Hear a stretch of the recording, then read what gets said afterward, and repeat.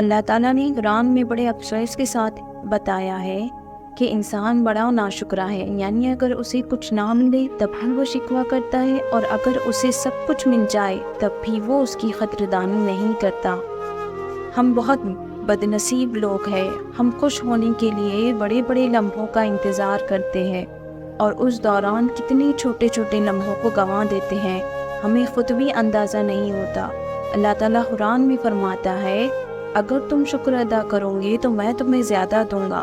کتنا مشکل ہے یہ کام کرنا۔ کیا آپ کو وہ نعمتیں نظر نہیں آتی جو اللہ نے آپ کو آپ کے اوقات سے زیادہ دے رکھی ہے؟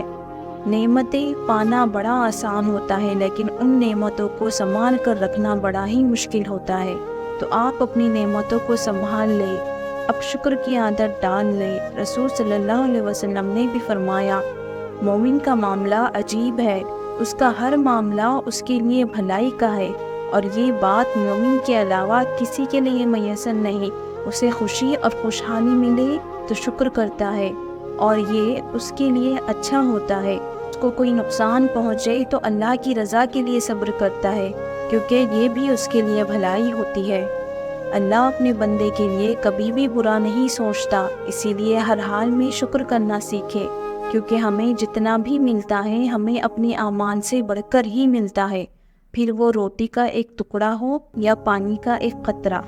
جب آپ شکر ادا کرنا شروع کر دیں گے تب آپ کو خود محسوس ہوگا کہ وہ روٹی کا ایک ٹکڑا بڑا کھیت بن گیا، اور پانی کا ایک قطرہ اب قطرہ نہیں رہا بلکہ سمندر بن گیا ہے۔ اور پھر آپ ہی بتائیے کہ کیا ہمارے اعمال اس قابل ہے کہ ہمیں سیدھا جنت میں ڈال دیا جائے اور ہمیں بالکل آزمایا نہ جائے، ہمارے اوپر کسی بھی قسم کی کوئی مشکل نہ آئے، ہمیں برے وقت سے دور رکھا جائے؟ بالکل نہیں۔ اللہ پاک نے ہمیں اس دنیا میں آزمائش کے لیے ہی پیدا کیا ہے۔ انسان اس دنیا میں بھیجا ہی اس لیے جاتا ہے کہ وہ اپنے اوپر آئے ہوئے مشکل وقت سے آخر تک لڑتا رہے۔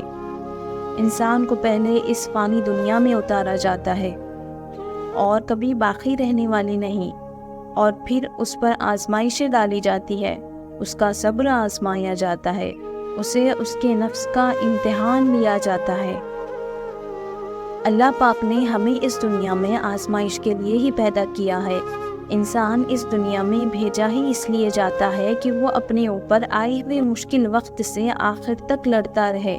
انسان کو پہلے اس دنیا میں اتارا جاتا ہے جو فانی ہے اور کبھی باقی رہنے والی نہیں، اور پھر اس پر آزمائشیں ڈالی جاتی ہے، اس کا صبر آزمایا جاتا ہے، اس سے اس کے نفس کا امتحان لیا جاتا ہے، اس کی قوت برداشت آخر کتنی ہے وہ آزمائی جاتی ہے، آخر وہ کب تک صبر کرتا ہے، اور کیا وہ اس مقصد کو ڈھونڈ سکتا ہے جس کے لیے اسے اس دنیا میں بھیجا گیا ہے، جس کے لیے اسے پیدا کیا گیا ہے۔ اور بے شک اللہ پاک انسان کو اس کے قوت برداشت سے زیادہ نہیں آزماتا۔